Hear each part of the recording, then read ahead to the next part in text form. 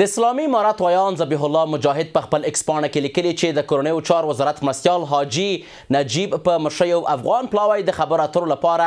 ترکیې ته سفر کړی دی. د مجاهد پر وینا دا ناسته د دوحې هوکړې د تعقیب په موخه ترسره کیږي او د پاتې موضوعاتو پر سر به بحث وشي. ټاکل شوی چې دواړه لوري د څار او نظارت د میکانیزم پر جوړولو د یو بل د ملي حاکمیت ته درناوي په پاکستان کې د امنیتي ستونزو د اصلي عواملو په درک سوداګریزو چارو د خنډونو پر لرې کولو د کډوالو د جبري اخراج د مخنیوي په اړه خبرې اترې وکړي. دا خبرې اترې د قطر له ناستې وروسته دویم پړاو پیل کیږي چې په هغه ناسته کې دواړو لوریو د اوربند پر دوام سلا ترسره کړې وه. تمه ده چې نننۍ غونډه به د افغان او پاکستاني لوري ترمنځ د همکارۍ په پیاوړتیا او د شته اختلافاتو په حل کې مرسته وکړي. سلام، وخت مو په خیر. د نن څېړنې ته ښه راغلاست. د بحث لپاره خپرونه کې راسره میلمه دی د سیاسي چارو شنونکی دروند میلمه توریالی همت صاحب. زه یوسف خان لالا یم. همت صاحب سړی مشه وخت د بخیر خپرونې ته هم په خیر راغلی. همت صاحب، دغه ناسته به څومره د دواړو لورو ترمنځ نورې هم اړیکې پیاوړې کړي؟ بسم الله الرحمن الرحیم. محترم یوسف لالی وردک صاحب، زه تاته او د یک تلویزیون محترمو کارکوونکو او لیدونکو ته السلام علیکم ورحمت الله وبرکاته وایم او ډیر خوشاله سوم. دښمنانو ډیر کوشش کو د دواړو هیوادو د دواړو ولسونو دښمنانو چې د قطر چې کوم اوربند وشو او دغه جزئیاتو ته بیا ترکیې ته یا بیا بل ځل قطر کې باید دا دوام پیدا نه کړي او دا همدغه ته وش کېږي او بیا همدغه زوړ ډاکټر زړې نقصې وي او بیا هغه جنگ وي چې هغه ول سب تکلیفونه ویني، دا ویني الته سیاسي خلک ولته مهاجرین تکلیف ویني، الته دلته تجاران نقصانونه ویني، دواړه خواوې د پښتانه او د دواړو ولسونه دا تکلیفونه ویني، زخمیان سي، شهیدان سي، مصارف دیغه دولت موسی دی موسی خو هغه ارمان ګور ته ویوړه. نن لالی صاحب د صلح خبرې دي په کار ده چې موږ نن آرام سره ځکه د صلح او مفاهمې په مجالسو کې خلک تیزې غټې توندې او غصناکه په لهجه باندې څوک نه غږیږي بلکې آرام نرم او د عاجزۍ روغې جوړې خبرې کوي. نو موږ هم چې دا بحث کوو په دې غونډه د جوړېدو د روغې جوړې او د صلح د دواړو ولسونو او هیوادونو د خیر په بنا جوړه سوې ده، نو دکې باید نرمې خبرې موږ هم وکړو. تانه مې هیله د سوالونه سخت مکو او په تیزه لهجه او زبم تیزه لهجه جواب نه در کوم. دا نننۍ غونډه چې دا چې نجیب صاحب په هغه باندې معین دی معاون د وزارت داخلي په هغه تلې کوم غونډه فرق نه کړي. دا خو لا غټه سطحه ده، کوواړه سطحه معول ځای کې چې کله کوړ د 2 کیلو ترمنځ د 2 کورو ترمنځ د 2 قومو ترمنځ د 2 ملکو ترمنځ د 2 براعظمو ترمنځ چې جګړه کیږي جنگ کیږي لکه جهاني جنگونه نور اول اوربند کیږي تیږي خودل کیږي دونه وخت نه پته ما غرض لري نه پتا بیا دغه نورسته مشران نه اما کشران سره کینی بیا غ جزئیات باندې غږیږي. اوس به موږ جزئیات تا یو څو یاد کړ وخت نه وکنه تا ټول یادول زوم یوازې د خالی تجارت او راکړه ورکړه او د نظارت او څارو د تعقیب او دا شان سره دونه جزئیات ته باید لاړ یوازې دا نه چې ماجرین سره بل تخراوي کیږي. نه ماجرین به څنګه افغانستان ته راځي، مړی به څنګه راځي، اوس مړی سره یو کس راځي په کار د چروټ پرمټ ورکې د 10 ورځې لپاره 15 ورځې لپاره چې مړی سره د ارسلي زمن نه وريرونه مسیانه د دلتري سي خاخي کې تدریمه پورې فاتحه او څواخلي او بیا بیرته زی اخوا چې مړی کیږي یمن انصارونه 50 کال موږ تخپل کورو کې جایره کړي بره بدوی ولاندې بمونګ بره دوی وڅنګ کې بدوی یو جو مخزه په تنورو کې ډوډۍ پخکړي یو جو ملکانو کرکټ کړي ته موږ څونه کرکټران چې دي اکثر عمل ته سی اکثر د مول د خینی زوی د اکرام علي خیل د عمل ته عتابات کې کور وسه عمل ته کور د واده عمل ته وسو دغه چې دی ټولو نو موږ په اړه ساحه کې تجاران دي هم سره شریک او کڅي دا دښمنان دي نو کوري موږ نصیب لولې دواړه ولسونه مسلمان دي او دغه وس چې ناس تسوي ده د کې باید دی ویزو خبره موسی اوس د افغانستان ویزه پاکستاني ورونو لپاره په 600 افغانۍ ده، د 6 میاشتو ویزه په 600 افغانۍ او د افغان لپاره د پاکستاني ویزه په کمه په $10 ولې دا رقم د همت دغه خبرې به ټول هلته کیږي کنه همدغه ناروا ده. د ظلم د باید مریضانو ته همدغه سیاسانه 40 ساعته به ټول لارې خلاص کی د لوی لارې لکه یو څو نمونه زو اخلم لکه غلام خان د خوست لکه سپین بولدک د قندهار لکه تورخم د غ د ننګرهار همدارنګ لکه نوپاس د کونړ همدارنګ لکه هغه د شارنو د غ څورته خرلڅي د خو د پکتیا د ولایت دغه لارې به ټول د انګورو د خلاص د پکتیکا لار ځکه د پکتیکا نه چې ما یو بیچاره مریض راځي یو ځل کابل ته راځي بیا د جنه تورخم ته ځي دا ډېر هغه ده هلته لنډ همغسې ورځي د هغه نه د بچداد کلا نه ورځي او ډېر هلته هغه ته رسېږي پاکستان ته ډاکټر ته مصرف هم کم کېږي او وخت هم کم ضایع کېږي هر څه نو د ما هیله ده چې ټولې لارې خلاصې شي او حتی دا څنګه لالی صاحب چې 14 ملکه یا 14 ملکه اروپایان بې ویزې او بې پاسپورټ او بې څه یو بل ملک ته تللی شي عربان 23 ملکه تللی شي ولې د موږ ازبکستان تاجکستان قرغیزستان ترکمنستان ایران او پاکستان او افغانستان ولې نشي تللی باید بې ویزې بې څه هغه لاړ شو د ما مفادات باید په ایران کې د ایران باید دلته وي د ما کاروبار پاکستان کې د پاکستانیانو دلته وي بیا د خپل د کاروبار لپاره هم زه نه غواړم چې هلته بدامني وکړم هغوی دلته بدامني وکړي د ما هیله دا ده ما د معلوماتو په بنا زه یو ډېر کمزوری سړی یم له ما نه مشورې غوښتل سوي دي چې څه وکړم ما کتبي ورلیږلي دي چې دغه هیات ته موږ د نورو هوښیارو سیاسي شنونکو نه د امارت وزیرانو نه نور نه به څونه مشورې غوښتلي چې ما نه غوښتل سوی ما 21 مادې ورته لیکلي په هغو کې همدا وه چې ویزې دي لارې دي تجارانو هغه ده مالونه دي او ګمرکونه دي او دا دي دا ټول ما ورته لیکلي نو دا رنګه به ټولو نه نو دا موږ هیات چې تللی ده ډېر داسې ډک کلاس باندې تللی او د افغانانو ټول مشکلات د دواړو خواو د ولسونو ټول مشکلات به انشاءالله علی کوم چې د دوی مسؤلیت دا غسل په سل علی نور هم یو تلویزیون کې زه میلمه وم چا سره وایي چې د دوی 1000 روپۍ ډالر ده موږ هم باید ورته 1000 روپۍ کوو مالې نه موږ 1000 روپۍ نه کوو موږ داسې هلته سفیران قنصلان لرو یو قنصل محب الله د پیښور او شاکر او همدارنګه نور مرګري د ویزې د څانګې هغه د رباني او دا چې دا خلک منډه وهي تانې تمځي که تمځي چېرته مهاجر ته مشکل وي لاره چې بندې کورونه چې راځي لارۍ بندې ډوډۍ ورته هلته وړي دیګونه ورته وروړي زخمیانو ته ورځي شفاخانو ته ورځي موږ ته شکریا ادا کوو د کوټې او د کراچۍ نه خبر نه یم او اسلام آباد نه خو د پېښور نه ښه خبر یم د پېښور نه رضا چې ده رضا صاحب محمد رضا رحماني دا د ویزې هغه ده په یو ساعت کې ورته ویزې پاکستانیو ته خلاصوي هیله مې ده چې پاکستاني دا ناست دي د موږ نجیب الله صاحب سره او په ترکیه کې اوس کینی او نن ناست دي دا اوس شروع سو پیل سو د ما دا خبره باید ورته ورسیږي دا ورته رسیږي موږ یو تلویزیون کې مرکه و د زلمی خلیلزاد په بنا اما تلویزیون کې خلیلزاد صاحب ناست و من خبر نه هغه ناستو د موږ خبرې ټولې اورېدل کوو چې تاسو یک تلویزیون کې هلته ناست دي هغه ناستو ما ته خلکو ویل بیا هم چې تاسو ټولې خبرې واورېدې مال اول به موږ ته ویلې موږ نور هم بیا ورته سختې کولې ځکه ما عادت دا ده چې سړی مخ به ورته سخته وایم او چې نه نو لږ نرم غوندې تلي وو خبر نه و چې خلیلزاد هلته ناست ده نو د ما یقین ده چې موږ خبرې امیر المؤمنین ته هم رسېږي هغو مشرانو ته هم رسېږي د پاکستان ادارو ته هم رسېږي او مشرانو ته هم رسېږي نو هیله مې ده چې هلته د ورورۍ په فضا کې څنګه چې اوربند په تاریخ کې د سینې د سوي چې ما یو مجلس کې اوربند هم سوي هم څه سوي و دا دویم مجلس ده باید په جزئیاتو باندې پکې خبرې وشي کلیات ختم شول اوربند انشاءالله اسباب باندې وغږیږي د څار کمیټه باید تلکي د څار کمیټه کې باید تا غوندې مخلص وطنفال صحافیان وي علما وي ډاکټران وي تجاران وي علما وي قومي مشران وي ملکان وي استخباراتي کسان د دواړو خوا وي او دا د یو شپه اسلام آباد کې یو هفته د کابل کې یو هفته د اسلام آباد کې یو دلته په لاره کې د ګرځي هلیکاپټر دی ورته کې ورکړي یو هلیکاپټر دا خوا یو خوا چې ارجه کې خبر کیږي چې دا تورونه دوی په منګ لګي منګ په دوی لګو چې هغه تورونه مغاسي اکثره دروغ یا لالته خځه د سیکړه لالته سیکړه خبره بیا غشنی دا خو مال دلته ټي ټي پی دوسه د هیڅ نه چې د سیک هلیکاپټر کې لاړ چې چیرته خځه ماجر به عزت سوي ا دروغ سي هغه دښمن هغه د خاور سره چیرته ټي ټي پی دا ولا نسته دښمن دا خبره کړي دا نو لاله صاحب ډیره برنامه تاسو نیولې په مور او پلارم رحمت چې اوس هلته هغه د شروع د موږ دلته شروع هلته اوس پیل څو تاسو دلته ورته موضوع خپل بدله کړو دا موضوع دی ولا د تاسو په د دلالت کې تاسو جنگ نه غواړي تاسو دوړ ولوسو طرفداري تاسو افغانستان کې امن او امنیت غواړي صحیح همت صاحب یو تحلیل اند او تفکر په دې باندې دی چې د دغه غونډو په دوام کې به پاکستان اسلامي امارت په رسمیت پیژني ځکه چې دوی سره په نړیوالو سټیجونو باندې بحثونه هم کړي دي یوه غونډه یې ترسره کړه په قطر کې د قطر څخه وروسته اوس په ترکیه کې غونډه ترسره کوي تاسو په څه باور یاستئ آیا په رښتیا به پاکستان اسلامي امارت په رسمیت وپیژني ما د خپل پیشنهاد وکړ چې اسلامي امارت ما نه غوښتي و ما ورکړي یو خبره هم دا وه چې دا حتی هلته ورسره کینی ورته چې رسمیت څه شته وایي قطر کې را سره کېناستې دلته را سره کېناستې یو ځای لاس ګریوان سرو سره پراته وي دوه ګاونډي هېوادونه مسکو په رسمیت وپېژندم سبا به مې هندوستان وپېژني بل چې هندوستان په ما په خپل وخت کې بمونه هم راورولي موږ دا نه وو دا اوس ښه کار شوی چې د بتقي هغه وکړو خو هغه شیان موږ په رسمیت باندې وپېژني موږ بیا هېرو په موږ باندې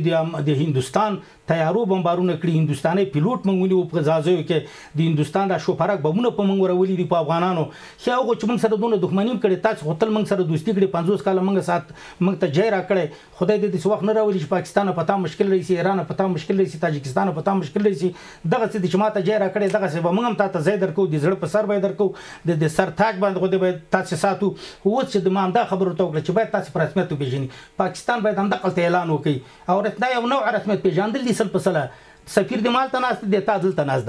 جرګي کرا سره ته کینې تام د اعلان ول نه کوي همت صاحب اعلان په اعلان کې زور کاکاس کې انګور د تاکاس امریکا نه ټول ډاریږي لاله صاحب نور هیڅ خبره ک امریکا د نن پر رسمیت پیژني یقین وکړه مالک زو چې خلیزه صاحب تناست ما ورته چې خلیزه صاحب ته د من خیر غواړي هو د ما قومي مې د علی خیل خلیزه د ما قومي ده او موزه علی خیل د ما قومي مې مالته ویلې برنامه کې تاسو ته مو سم وایم کتر اختیار غواړي چې د مونږ غي لاړ څه د وې ټرمپ ته د مرم ته د پرم ته د چاره افغانستان پر رسمیت وپیژنه کتر اختیار غواړي چې مونږ هندوستان پر رسمیت وپیژني پاکستان ایران تاجکستان 200 ملک نو امریکا د مونږ پر رسمیت وپیژني بالکل هغه یو سات بعد کټول پر رسمیت ونه پیژندلو بیا ماته وای چې د قجید نه خي اصل خبر امداد چې تملی زور کاکاس کې انګور د تاکاس یو مار او لړم مار وای یو څوک چې چلے بیا چرمخې ور سره روانه و چې ما او مار یو لالای چې چلے نو دارنګ د نور ملکونه لکه چرمخې او امریکا لکه مار امریکا چې مونږ ته نه شي وي مونږ امریکا پر رسمیت نه پیژنو مونږ امریکا دا شی دی ډیره مننه باسته بداوه ورکو ورسته ویلاندې د می عزتمند ریدونکو لاندې د ملرو بیرته راګرځي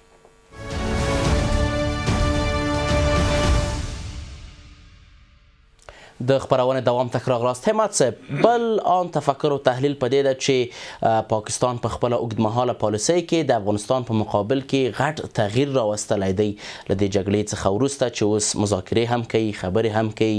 فکر کوي چې په رښتیا به هم دغه غټ او لوی تغییر راغلی پاکستان پالیسیو کې یاره که راغلی نه باید راشي او راغلی موږ چې څونه فکر کوو راغلی دا دښمنان ډېر د فیل نقیل جوړوي او د مچ وزر هغه نه هغه جوړوي چاله داسې کړه ولی داسې ګوره یو فلم چې راځي په دغه کې چاله ښځې ګوره هلته ښځې دي دا خو حق لري دلته هم چې ښځې رئیس اول دغلته په د لاره کې چې ښځې راځي همغه ښځې ښه په هغه کې هغه کړي حتی هغه د ګاډي ډریور هم ښځه ده او پولیس هم ښځې دي نو یو پوښتنه ترې کوي چې پاسپورټ لري نه لري او دا مننه همغه اسلام آباد کې چې دي چې په نامه د کیسو هلته پراته دي او داسې نو دا خوار څوک لري هر ملک لري زه هم دلته لرم ته هم لرې بل هغه نه یو داسې یو شی جوړي موږ چې دلته ګیرور پټګۍ والا ویني چې هغه ژبه وکړي څه ورته وزیرستاني یا مسعودي دونه مسعود موږ دلته لرو په وردګو کې هم غیرتي مسعود لرو په لوګر کې لرو په دغه هغه کې لرو دغه نږدې څه ورته کاظمیر کې مسعود لرو وزیر لرو دونه وزیر لرو ځان ته یو ولسوالۍ د برمل ولسوالۍ ټول وزیر دي د انګورو اډه چې ورته وي دا په پکتیکا کې ټول وزیر دي اکثره ځایونه په ځایو کې شوال وزیر ده اوس شوال د افغانستان څخه هم د پاکستان نو وزیر موږ لرو چې هر وزیر ویني خلکو یو ولا چې هغه دغه د ورسره څه ورته وي او په طالبانو اسلامي امارت کې اکثره وزیر مسعود افغاني وزیر مسعود او توخي وظیفې هم لري تو اکثره یې پیژنم نو هغه چالت ویني خوښ کې چې توپک غاړه د پاکستان جاسوسان ټلیفون وکي واکس واخلي وګوره دغه د وزیر د جبهې موږ ورته هغه د پاکستان وزیر دی هغه ماجر وزیر دی چې هغه وخت راغلي بیچارهګان د جمهوریت وخت کې وسنه راغلي الته پراته دي او هغه د خپل روزي هغه کوي څوک الته منپلي خرڅي څوک الته څه کوي یعنی نه ورځي دوه باندې نه عملي کوي نه څه کوي خو خالي هر سړی پښتون ټوپک لري نو ټوپک چې ولید او څنې ولیدل وای چې دا ولای ټي ټي پی خلک دي نو زه وایم ځکه کوم چې دغه دواړو ترخوا چې د څار کمیټه کیږي دا به ډیره جرار وي ډیره مخلص وي غرضي او مرضي په دې دواړو طرفو کې نه وي هغه خلک وي چې غوي خیر وغواړي د جنگ په تاوانو پوي جنگ هیڅ ته ګټه نه رسي جنگ مطلق نقصان ده جنگ تاوان ده هر چاته تاوان درست د کډوالو موضوع باندې به بحث وشي او که بحث ونشي البته ویل شوي چې خبره اترې به پرې وشي فکر کوئ چې دا خبره اترې که کېږي هم څومره به مثمره وي آیا پاکستان به د افغان کډوالو ایستل په مطلقه ډول باندې ودروي ګوره انشاءالله دروي ځکه په دوسې حالات کې 50 کاله موږ جان ځپلی ملک یو دا د موږ ګاونډ د مسلمان هیواد د ولسي مسلمان دا ولسم مسلمان ده موږ دوی سره احسانونه کړي دوی موږ سره احسانونه کړي دی او بل احسان فراموش نه یو نو دا خو به بالکل کوي بیا اوس ژمی را روان ده د ژمي کې خو بالکل دوی دري هر کال به ژمي کې دوی کوشش کو د جمهوریت د وخت نه بیا به ودرو اوس چې ژمی را روان ده اوس خو به بالکل دري د ژمي لپاره به هم دري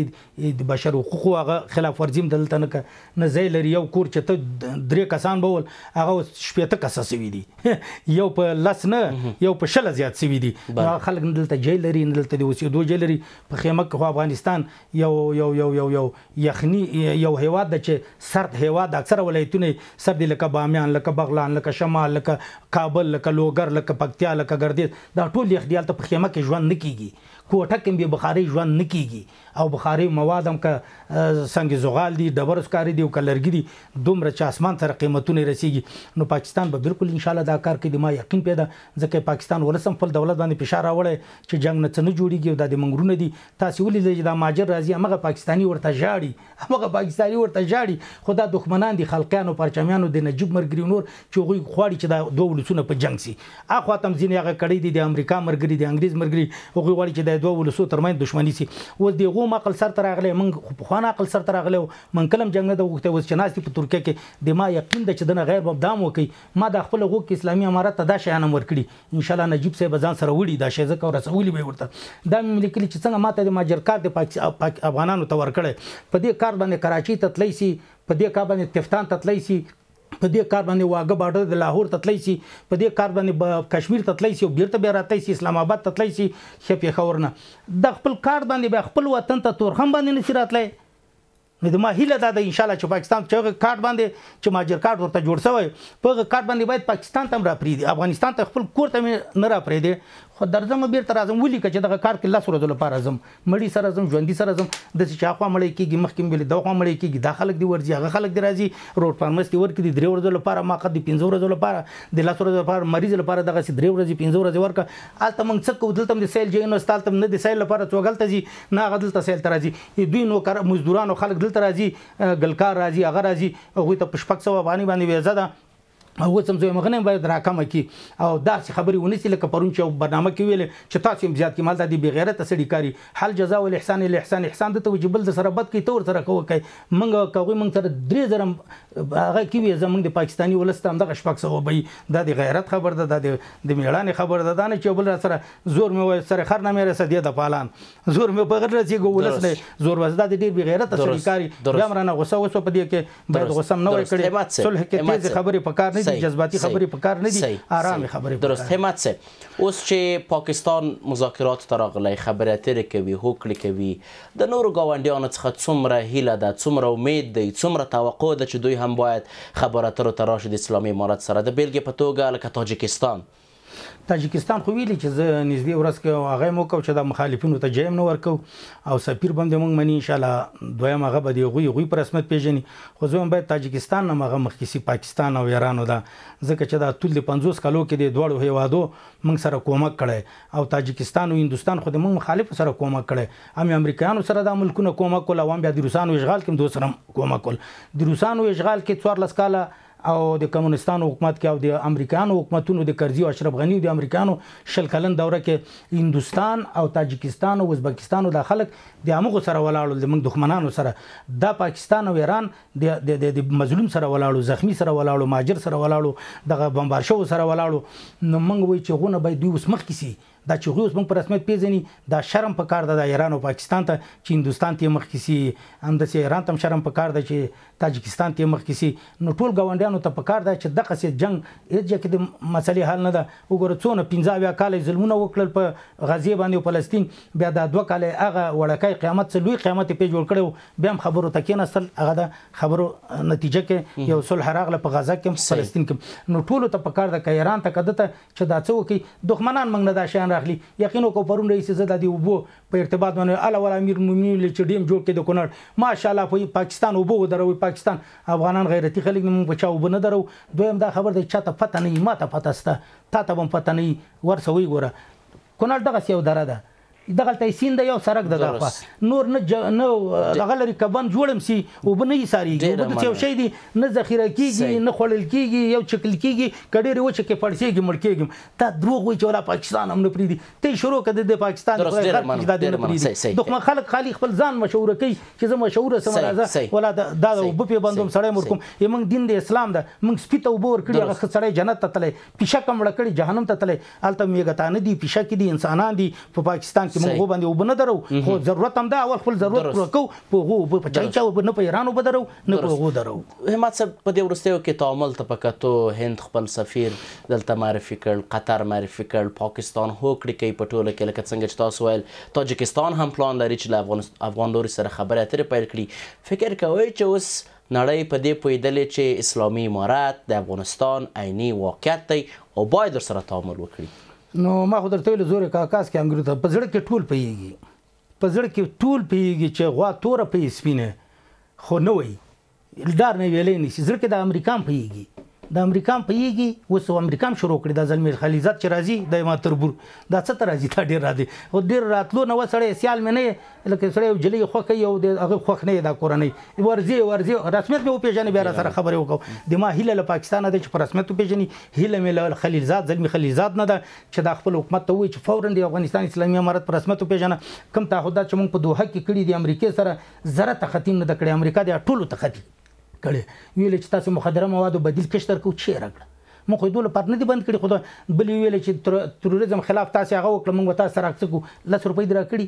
درې مې دا ویل چې تاسو دلته هغه ډلې نه یو ډله هم نشته څلورم مې دا ویل دا خاوره به چا خراب نه استعمالېږي چا خلاف استعمال شوی مهرباني دې وکړي خلک دې روان دي سي درست څه باید ترسره شي همت صاحب چې نور هم تعامل سره ډیر شي خبرې اترې سره ډیرې شي او په ټوله کې نړۍ هم اسلامي امارت په رسمیت وپېژني تجارت راکړه ورکړه سفرونه شروع شي سره ما خو هغه دا ده چې اول په میډیا کې باید هغه تخریبکار چې اخوا دي که دا خوا دي چې کوم تخریبي د دوه ملکو کاغه من ایران سره د تاجکستان سره د ازبکستان سره د مثبت شیان نه یا منفي شیانو ته هوا ورکوي دا د دواړو هیوادو د سیمې د هیوادو د امن په خلاف دي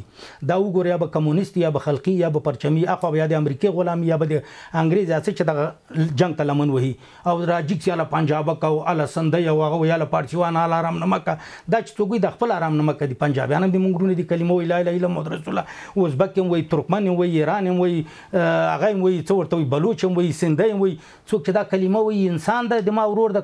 او دویم بیا مسلمان د ما ورور ده د دښمنانو خبرې دي بیا هغه بې غیرته چې ګوري چې پنجاب وګي چې جنگ شروع شي بیا وقرار په کور کې نه خپل خزه ترڅنګ ولا مریض ما قانون مې لګولې ملاریا مې بې غیرته بیا جنگ تم نه سراتلای نو خبرې د جنگ چې څوک یې دوړ ولسو دښمنان دي باید د غنه د میډیا نه د خلک ایثار شي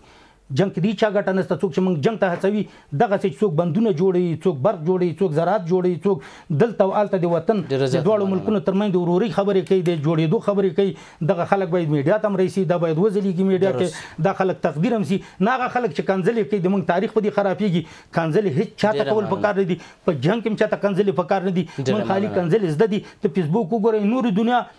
او د افغانانو ټیک ټاک او فیسبوک وګوره ټولې کنځلې دي کوم سړی چې ښې کنځلې کوي هغه ښه لیکونه اخلي کوم سړی چې د خدای او قرآن خبرې کوي هغه خلک ځان ته دښمن ګڼي هغه ته لیکونه نه ورکوي زیاته مننه د سیاسي چارو شنونکی تورلی همت صاحب په خپرونه کې ستاسو له ګډون څخه نړۍ منندوی یم عزتمند اورېدونکو د نن څېړنه هم پر همدې ځای پای ته ورسېده تر بیا کتو په الله پاک مسپارم